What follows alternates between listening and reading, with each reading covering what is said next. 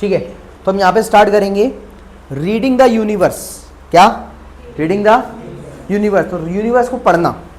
तो असल में यहाँ पर जो यूनिवर्स है, वैसे अगर हम यहाँ पर देखें तो जो क्रिश्चियंस पॉप्स वगैरह थे, जिन लोगों ने ये बताई थी थ्योरी कि भाई अर्थ पे ये हो गया है और स्वर्ग होता है और तुम ऐसा करोगे तो ऐसा होगा, तो असल में यूनिवर्स का मतलब वैसा ही कुछ था उनके लिए, स्वर्ग। लेकिन जो साइंटिस्ट हुए उन लोगों के कहने का मतलब यहाँ पर यूनिवर्स से वही यूनिवर्स है जो हम जियो में पढ़ते हैं या हम ज्योग्राफी में पढ़ते हैं, वही यूनिवर्स है। लेकिन क्रिश्चियंस जो पॉप वगैरह थे उनके लिए यूनिवर्स क्या था? वही स्वर्ग, नर्क और पृथ्वी जिस पे हम रहते हैं, वो उसका वजन बढ़ गया, वो अनस्टेबल हो गई, ये सारी बातें जो सुपरस्टिशंस में आती हैं वो सारी बातें यहाँ पर कही गई थी। आगे देखते हैं, गैलीलियो की बात सुन लेते हैं क्या कह रहे हैं। वंस रिमार्क दैट, वो कहते हैं एक बार कि Bible that lights the road to heaven does not, जो किस पर ध्यान देती है, किसके बारे में कहती है? हेवन के बारे में, कि हेवन के बारे में, हेवन के जाने वाले रास्ते के बारे में जो बात करती है, does not say much on how the heavens work, वो नहीं बताते कि हेवन किस तरीके से काम करती है। The work of these thinkers showed that knowledge, in thinkers ने जो काम किया, किसने? इन थिंकर्स ने, कोपरनिकस ने, गैलीली ने और कैपलर, इन लोगों ने जो काम करे, और इसके अलावा भी और लोग जो थे, ये जो थिंकर्स हैं, इन लोगों ने जो काम करे वो किस लिए थे? नॉलेज के लिए। किस लिए थे वो? नॉलेज के लिए थे। As distinct from belief, as distinct from belief, जो इंसान मानता था उसके लिए, जो इंसान चीजें समझता है ना, जो बिलीव करता है जिन चीजों पर, उसका रास्ता खोलने के लिए, लोगों की आंखें खोल देने के लिए ये जो नॉलेज थी वो किस लिए दी जा रही थी? लोगों को, हाँ, लोगों की आंखें खोल देने के लिए। Was based on observation and experiments, जो किस पर बेस्ड थी? ऑब्जर्वेशन एंड एक्सपेरिमेंट्स पर। Once the scientist had shown the way, एक बार इन लोगों ने, इन साइंटिस्ट ने जब रास्ता दिखा दिया, लोगों को बता दिया, experiments and investigations into what came to be called physics, उसके बाद ये समझो कि जैसे फिजिक्स, केमिस्ट्री और इनके अंदर क्या आ गया? फिजिक्स, केमिस्ट्री, बायोलॉजी में रिवॉल्यूशन आ गया। फिर बहुत तेजी से क्या होना शुरू हो गया भाई? बहुत तेजी से यहाँ पर फिजिक्स में काम होना शुरू हो गया, बायो में काम होना शुरू हो गया और केमिस्ट्री में काम होना शुरू हो गया। Expanded rapidly. Historians were to label this new approach to the knowledge of man and nature the scientific revolution। तो यहाँ पर हिस्टोरियंस यहाँ पर इस चीज को लेबल करते हैं this new approach to the knowledge, ये जो नई अप्रोच थी किस चीज की? नॉलेज की। उसको कैसे बताते हैं ये? उसको बता रहे हैं यहाँ पर किस किस को? Man and nature, scientific revolution. अब हर चीज जो है वो किसके बेसिस पे आ चुकी थी? साइंटिफिक रिवॉल्यूशन के अंदर हर चीज एक्सपेरिमेंट पर आ चुकी थी कि एक्सपेरिमेंट ऐसा ऐसा ये। आगे, consequently in the minds of sceptics and non believers, और हम बात करें consequently in the minds of sceptics, वो लोग जो कौन थे? स्केप्टिक्स थे। स्केप्टिक क्या होता है? लिखो बुक में अपनी। A person who doubts that something is true, a person who doubts that something is true, a person who doubts that something is true।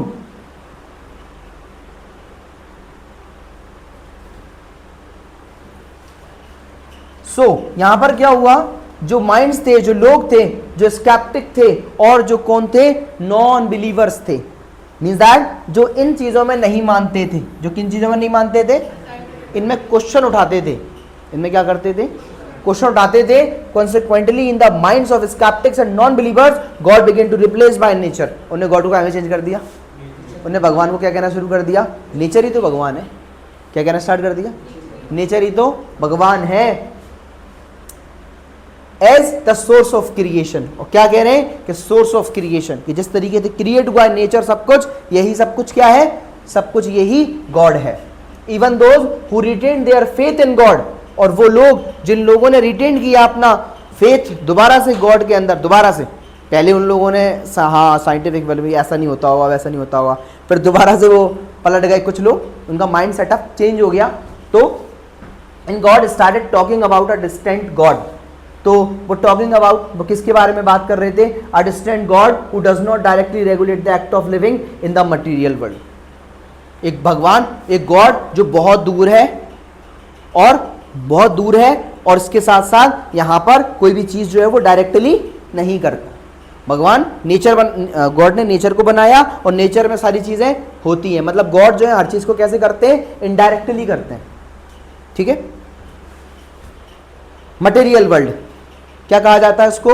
Material world. Material मतलब जिसमें मटेरियल वाली चीज़ें, मटेरियल मतलब कोई भी चीज़, अर्थ में जो सॉइल होती है, वाटर होता है, ये सारी चीज़ें किस में आ गई? मटेरियल में।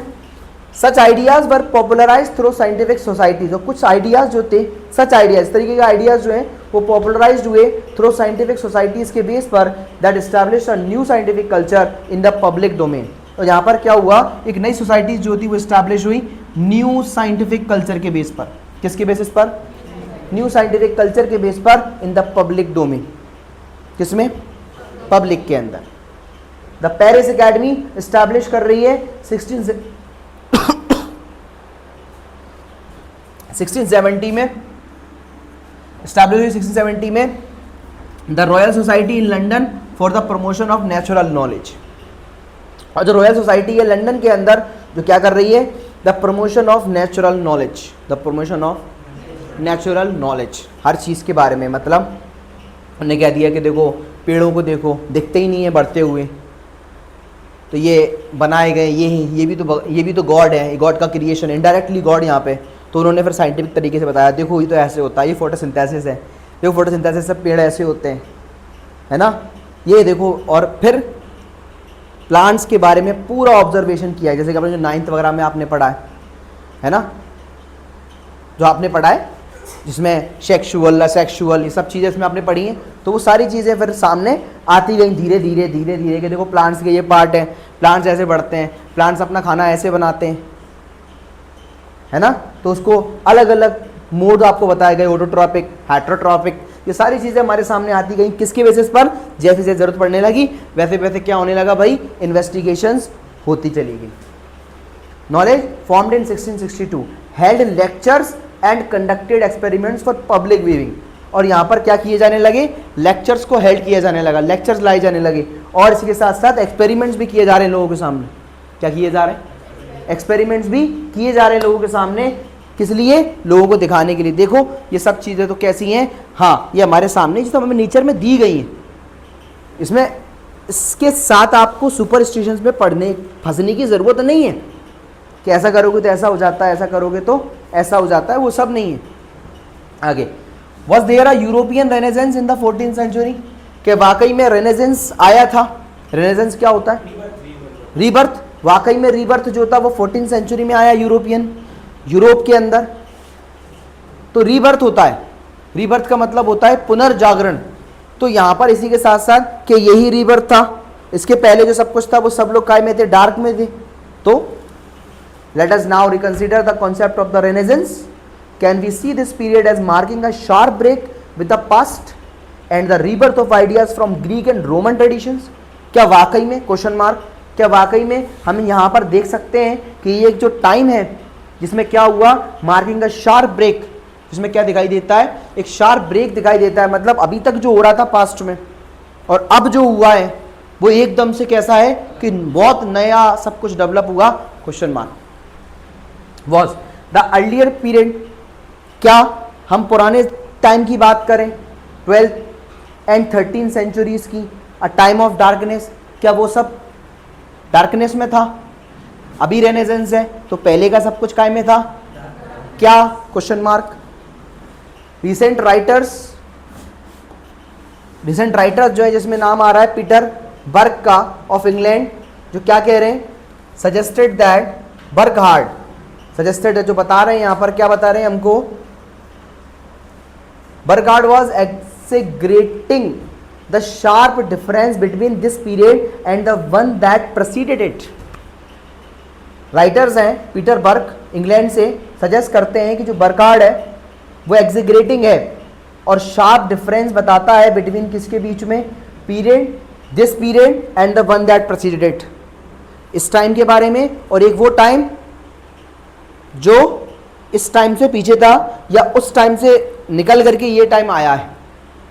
समझ में आया है? वन दैट प्रेसीडेड इट, उसको खत्म करके ये टाइम आया है, उसके बारे में बताते हैं। एग्जीगरेट क्या होता है, लिखो एग्जीगरेट,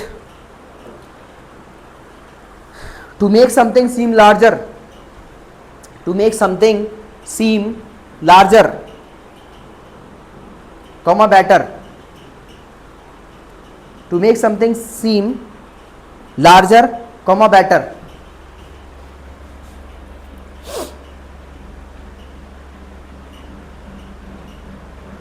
So by using the term, और यहां पर इस टर्म को यूज करते हुए बर्क, पीटर बर्क ने बर्कहार्ड में बताया, बर्कहार्ड जो इनकी पब्लिशिंग है, which implies that, जिसमें बता रहे हैं कि ग्रीक और रोमन सिविलाइजेशन जो है वह रीबॉर्न एट दिस टाइम। क्या कह रहे हैं वो, कि ग्रीक और रोमन जो पूरा जो एम्पायर रहा, पूरा जो टाइम रहा, वो रीबॉर्न हुआ इस टाइम में। And that scholars and artist of this period substituted the pre Christian world view for the Christian one. और कह रहे हैं यहाँ पर कि and that scholars and artist of this period, इस टाइम के जो स्कॉलर्स हैं और जो आर्टिस्ट हैं, स्कॉलर्स और आर्टिस्ट ने यहाँ पर क्या बताया हमको, सब्स्टिट्यूट कर दिया। क्या कर दिया, मतलब यहाँ पर हमको सब्स्टिट्यूट कर दिया उस सारे सिस्टम को जो प्री क्रिश्चियन वर्ल्ड था, view of Christian one. Pre Christian world और क्रिश्चियन वन, मतलब कहने का ये है कि आपको क्रिश्चियन रहते हुए आपको एक नया जीने का तरीका बता दिया गया इस टाइम के अंदर। कहने का मतलब ये नहीं है कि आपको रिलीजन नहीं छोड़ना, आप रिलीजियस रहो उसके साथ में, लेकिन आपको फैक्चुअल जो चीज़ें हैं वो पता होनी चाहिए। फैक्ट के साथ चीज़ों को आपको आना चाहिए कि हाँ इस तरीके से ये चीज़ होती है, आपको अंधविश्वास में नहीं रहना। समझ में आ रहा है? आगे, बोथ आर्ग्यूमेंट्स वर एग्जेगरेटेड, दोनों ही आर्ग्यूमेंट जो हैं वो क्या थे, एग्जेगरेटेड थे। एग्जेगरेटेड का मतलब ये भी होता है कि कुछ लोग यूँ समझते हैं कि हाँ ये चीज़ सही नहीं है, उसमें कहीं ना कहीं लोगों को क्या होता है, डाउट भी होता है। ठीक है, scholars in earlier centuries had been familiar with, और अर्लियर सेंचुरीज के स्कॉलर्स जो हैं वो फैमिलियर थे ग्रीक और रोमन कल्चर से, उन्होंने उन सबको समझा था, और वहाँ पे जो जितनी भी हिस्टोरिकल एक्सकेवेशंस हुए थे वो सब चीज़ों को जानते थे, उन्होंने देखा था। And religion continue to be a very important part of people's lives, उन्होंने सबको देख के बताया था कि रिलीजन जो है वो क्या है, लोगों की ज़िंदगी का एक इम्पॉर्टेंट पार्ट है। क्या रिलीजन लोगों की ज़िंदगी का क्या है, रहा है और है भी, पहले भी रहा है और अभी भी है। ठीक है, तो इसी के साथ लोग क्या करेंगे, नई सिस्टम को सीखेंगे और आगे बढ़ेंगे। ऐसा नहीं है कि आपको रिलीजन को छोड़ देना है तभी आप क्या बनोगे। जैसे बहुत से लोग साइंस में ज़्यादा मानने लगते हैं तो वो रिलीजन को छोड़ देते हैं, एथीस्ट बन जाते हैं वो लोग, फिर वो कहते हैं कि नहीं सारी चीज़ साइंस के अकॉर्डिंग है। ऐसा जैसे हमने पढ़ा था ना, इनडायरेक्ट होता है सब कुछ, नेचर सब कुछ है, तो नेचर में सब कुछ इनडायरेक्ट होता है ना। तो कह रहे हैं नहीं, जब उन्होंने साइंस के तरीके सब चीज़ों को पढ़ा तो कह रहे हैं नहीं ये सारी चीज़ें तो होती ही हैं, इसमें किसी का कोई हाथ नहीं है, ये सब चीज़ें तो पर्टिकुलर चल रही हैं, ये तो एक प्रोसेस है, इसमें किसी को कोई हाथ नहीं है। लेकिन वो कह रहे हैं कि देखा गया है कि लोगों की ज़िंदगियों में एक इंपॉर्टेंट सिस्टम रहा है, किसका, रिलीजन का रहा है और आज है भी। टू कंट्रास्ट द रेनेसेंस, उस रेनेसेंस पर ध्यान देते हुए, as a period of dynamism, जो एक टाइम था डायनेमिज्म का, एंड आर्टिस्टिक क्रिएटिविटी, और एक टाइम है किसका, जिसमें ज़्यादा से ज़्यादा आर्टिस्टिक क्रिएटिविटी की गई थी उसका। And the middle ages as a period of gloom, और जो मिडिल एजेस रही हैं वो पीरियड था किस चीज़ का, ग्लूम का, एंड लैक ऑफ डेवलपमेंट का। ग्लूम का और लैक ऑफ डेवलपमेंट मतलब उसमें डेवलपमेंट की बहुत ज़्यादा कमी थी।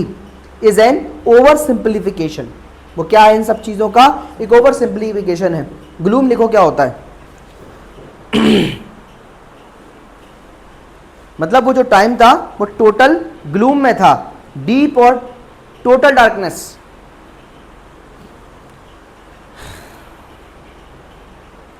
डीप और टोटल डार्कनेस, कॉमा, और a state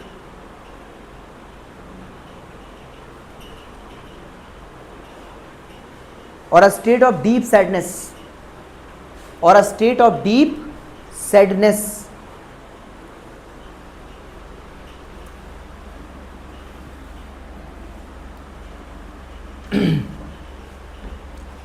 many elements associated with the renaissance, कई सारे एलिमेंट्स जो जुड़े हुए हैं किसके साथ, रेनेसेंस के साथ जो जुड़े हुए हैं in Italy can be traced back to the 12th and 13th centuries, जो क्या हुए दोबारा से ट्रेस बैक हमको दिखाई देते हैं किसके साथ, 12th और 13th सेंचुरीज के अंदर ट्रेस बैक हुए, मतलब दोबारा से और चीज़ें जो थी वो अच्छी हुई।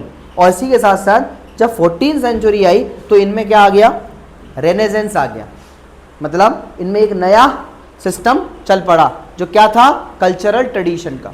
यहाँ पर चीज़ें क्या होने लगी, अब चेंज होने लगी थी, लोग अब सीखने लगे थे।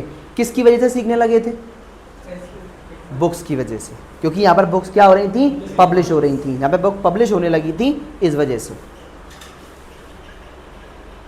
In the 9th it has been suggested by some historians that in the 9th century, 9th century की बात करें, फ्रांस में there had been similar literary and artistic blossoming, क्योंकि यहाँ पर क्या होने लगा था, लिटरेरी और आर्टिस्टिक ब्लॉसमिंग होने लगी थी, चीज़ें जो थी दिन पे दिन क्या होने लगी थी, बढ़ने लगी थी। लिटरेरी क्या होता है, देखो, literary concern with literature, concern with literature, concern with literature.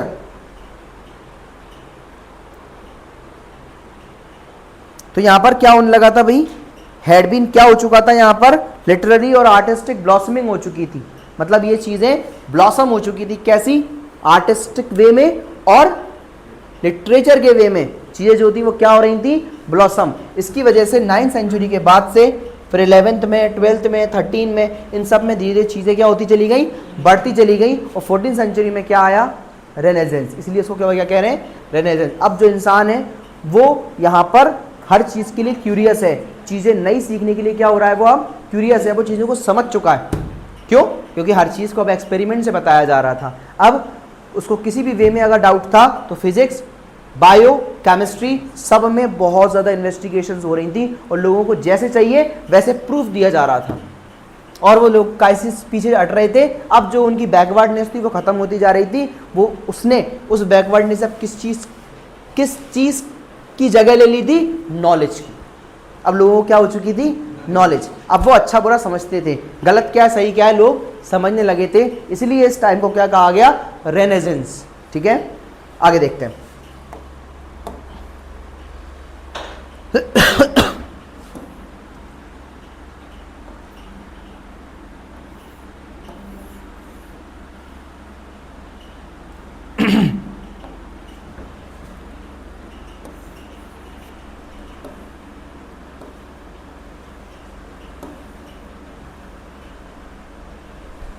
The cultural changes in Europe at this time.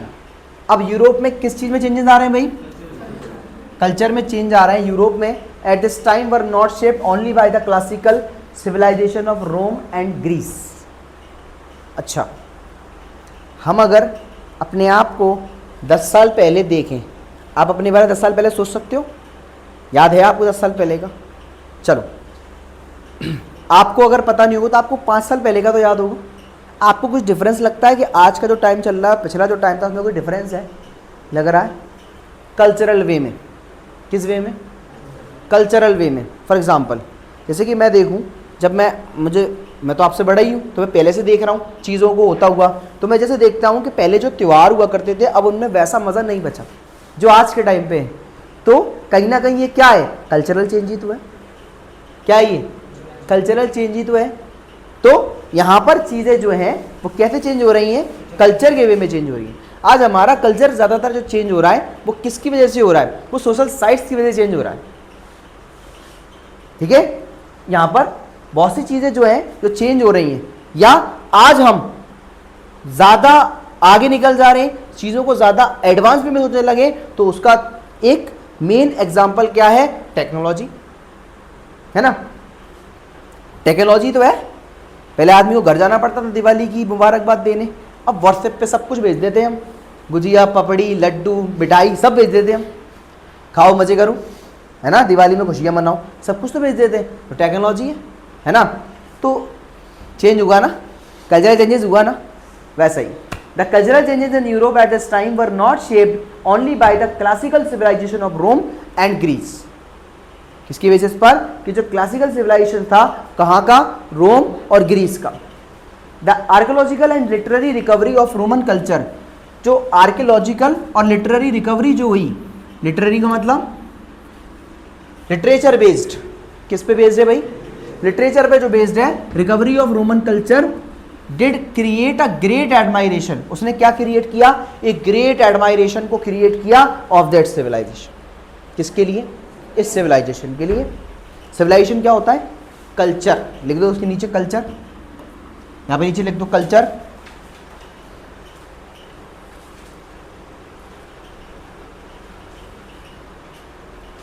But technologies and skills in Asia had moved far ahead of what the Greeks and Romans had known. लेकिन जो technologies और skills थी Asia के अंदर, कहां पर?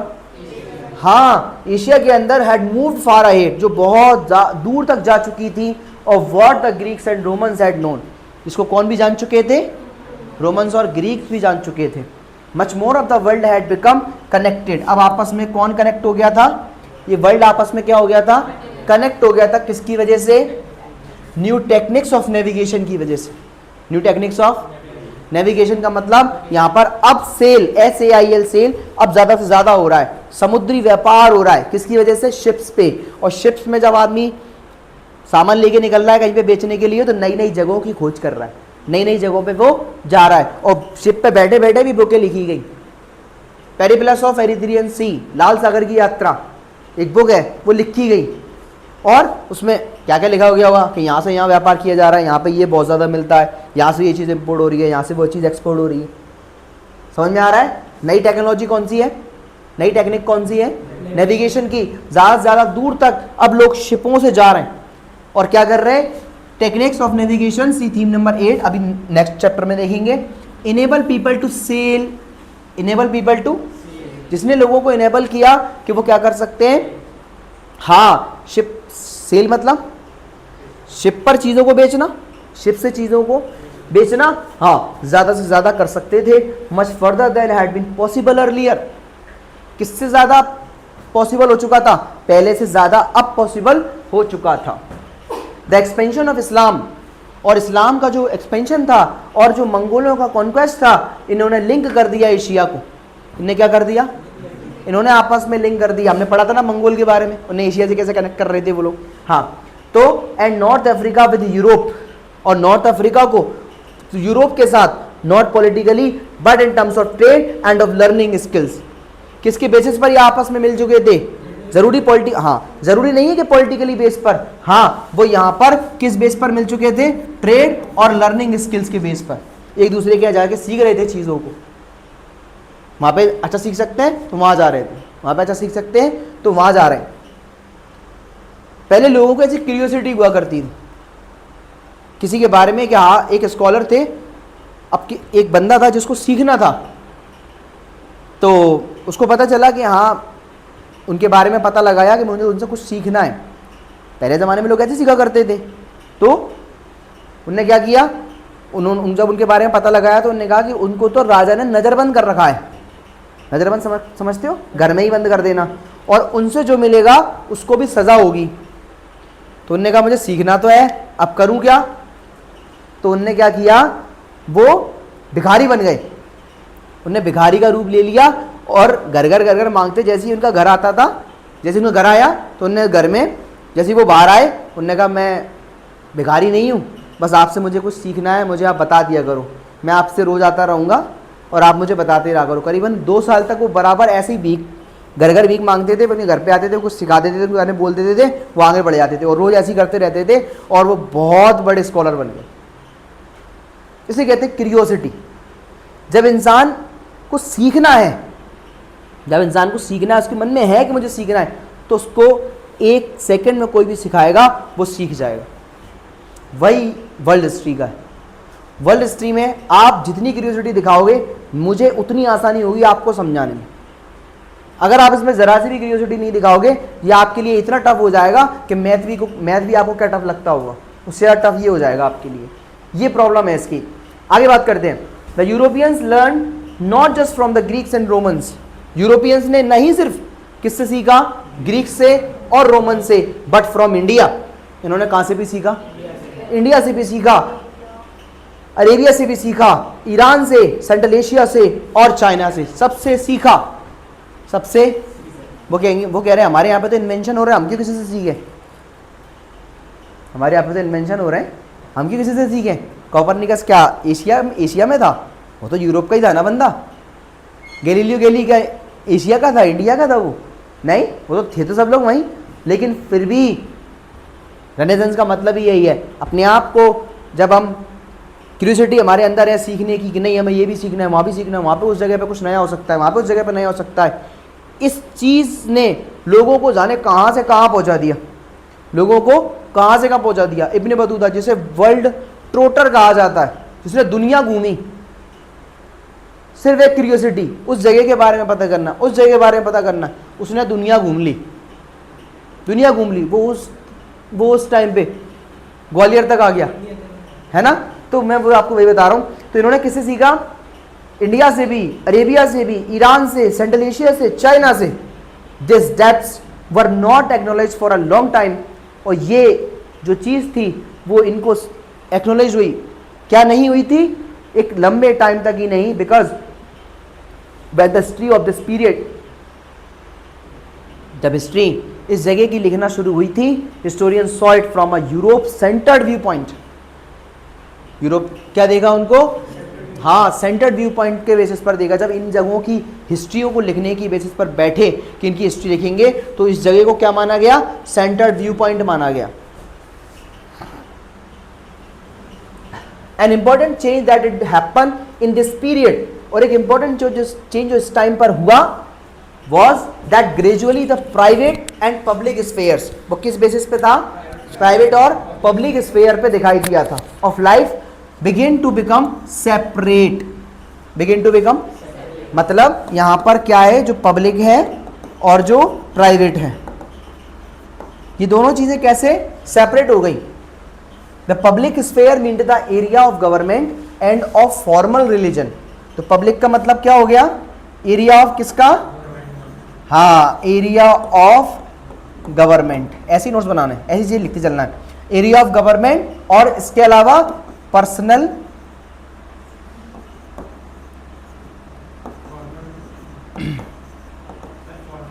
हाँ चलो आगे देख लेते हैं। तो यहां पर हम बात कर रहे थे प्राइवेट स्फीयर पे, तो फॉर्मल रिलीजन। तो पर्सनल रिलीजन क्या है भाई? प्राइवेट। तो वो हो गया उसका क्या? वो पर्सनल रिलीजन। और गवर्नमेंट और फॉर्मल, यहां पर एरिया ऑफ गवर्नमेंट और फॉर्मल रिलीजन किसका हो गया भाई?